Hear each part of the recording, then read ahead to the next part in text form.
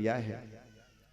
लेकिन वास्तविकता में दान क्या है? जरूरतमंद को उसकी जरूरत पूरी कर देना ही सबसे बड़ा दान कहलाता है। पवित्र सदाचारी को, और दान किसको करना चाहिए, इसमें बहुत बड़ी विशेष देखने की बात है। एक होती है दक्षिणा, एक होता है दान। तो कहते हैं ना कि दान के बाद दक्षिणा अवश्य है। दक्षिणा, भोजन कराया तो दक्षिणा दो, आप यज्ञ पूजन करा रहे तो दक्षिणा दो। और दान दक्षिणा उसको दी जाती है कि जो कोई पांडित्य कर्म करे, विवाह पड़ा, हवन कराया, यज्ञ कराई, पूजा पाठ कराया, तो उसको दक्षिणा दी जाती है। ध्यान रखना, दक्षिणा एज ए फीस, पारिश्रमिक, तो उसको दक्षिणा दी जाती है। और दान हरे को नहीं दिया जाता, ध्यान रखना। दक्षिणा हरे को दी जा सकती है जो कार्य करे, लेकिन दान सुपात्र को देना चाहिए। सदाचारी, त्यागी, संयमी, सदाचारी जिसमें कोई गलत आचरण हो, संयमी हो, ऐसे को दान करना चाहिए। अगर दान गलत जगह में हो गया तो तुम्हारा भी उसमें भला नहीं है। दान किसी दिव्य संत, परमार्थी संत को देना चाहिए। दान किसी जरूरतमंद को देना चाहिए। दान सदगुरु को देना चाहिए। तो ये दान की जगह बताए।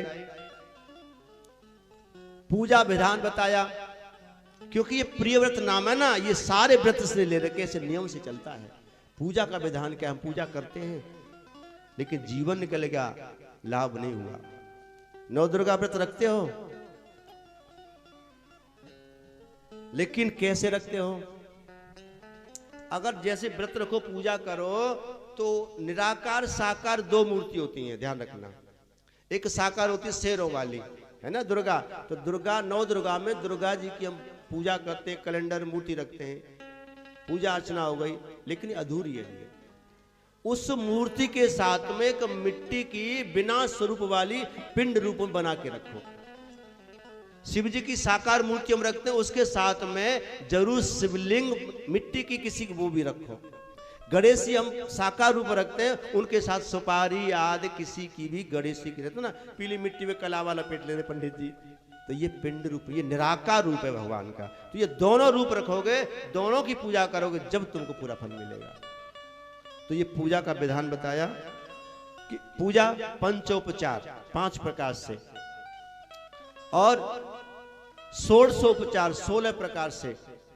फिर तो आगे अनेकों प्रकार हैं, जैसे जैसे इसकी श्रद्धा है। कम से कम पंचोपचार, षोडशोपचार से पूजा करनी चाहिए, जिसमें आवाहन करना होता है, स्नान करना होता है, वस्त्र देना होता है, तिलक आदि लगाना होता है, और आरती, दीप, धूप, ये सारे भोग, ये सारी मिला करके षोडशोपचार हो जाती हैं। इस तरह से भक्ति भक्ति भक्ति का भी इसमें चित्रण किया है। सुखदेव के राजन, भक्ति हमें कैसी करनी चाहिए?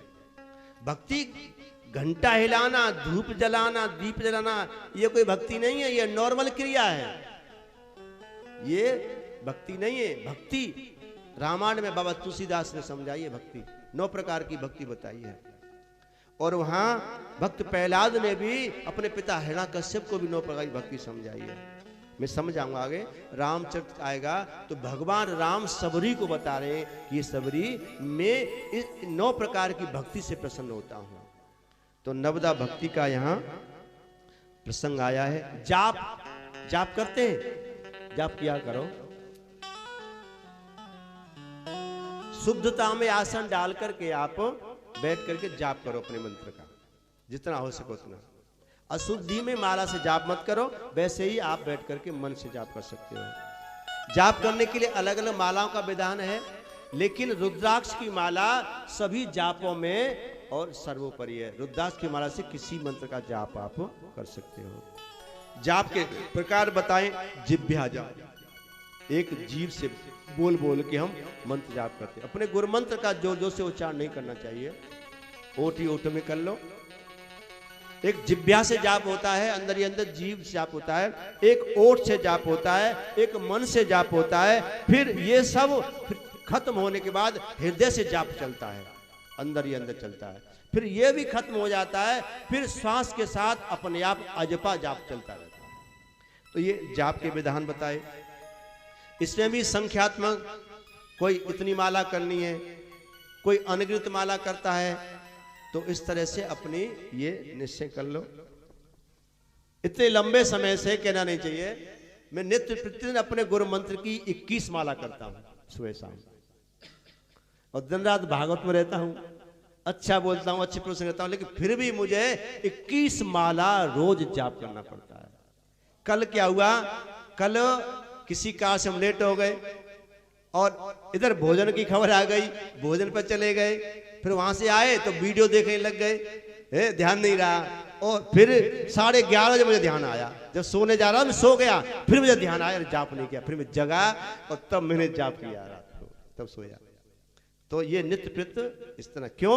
क्योंकि मेरा परिवार बड़ा है, मेरा परिवार बड़ा है, परिवार में ज्यादा नहीं है, लेकिन ये तुम सब लोग बहुत मेरे परिवार से लोग, भक्त लोग, तो उनके लिए मुझे जाप करना पड़ता है, क्योंकि मुझे जरूरत नहीं है। क्योंकि जब मेरे पास बैंक बैलेंस नहीं हुआ तो मैं क्या दूंगा तुमको, और जब बैंक बैलेंस ही खत्म हो गया देता रहूंगा तो फिर मैं कंगाल हो जाऊंगा, कंगाल हो गया तो फिर मैं, तुम्हारी तो गति हो जाएगी लेकिन मेरी अधोगति हो जाएगी। अपने बचाव के लिए तो ये मुझे करना पड़ता है। तो ये जाप करो। बोले गोविंद भगवान की जय। ये काम की चीजें हैं। ध्यान, बहुत से लोग ध्यान करते हैं, और ध्यान कैसे करें, किसका करें, कहां करें, ये भी इसने बताया है कि हम आसन लगाएं, मन एकाग्र करें। मन एकाग्र नहीं होता है, मन बहुत चंचल है, लेकिन धीरे धीरे अभ्यास से वो स्थिर हो जाता है। अब जब ध्यान करते हैं तो ये समस्या आती है कि महाराज जब हम ध्यान में बैठते हैं तो संसार की बातें आती हैं, अच्छी बुरी भली, लड़ाई की, प्यार की, सब बातें उस समय आती हैं। अब बताओ, ये समस्या आती है, लोग हमसे शिकायत करते, कहते हैं। तो ये वास्तविकता ये है कि वो सांसारिक बातें आती नहीं है, वो जाती हैं।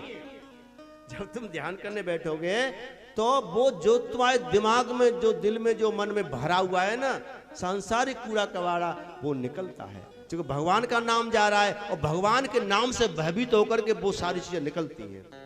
और हम सोचते आती नहीं है, वो जाती हैं। इसलिए डटे रहो, हनुमत डटे रहो आसन पे, जब तक कथा राम की, तो डटे रहो। ये जाप की विधि है, ठीक है। मन एकाग्र करें। पहले हम अपनी आंखों से अपने इस नासिका, नाक के अग्रभाग को दोनों आंखों से देखें, अभ्यास करेंगे, मन एकाग्र होगा। फिर धीरे धीरे हम अपने गुरु की मूर्ति या भगवान की मूर्ति पर ध्यान केंद्रित करें। फिर धीरे धीरे हम यहाँ ज्ञान चक्षु पे अपने मन को टिकाएं, और फिर हम जाप करें या भगवान का ध्यान करें, या फिर कुछ न सोचें, जो हो रहा है होने दें। विचार आ रहे हैं, जा रहे हैं, आने, बिल्कुल शांत, धीरे धीरे आप निर्विचार हो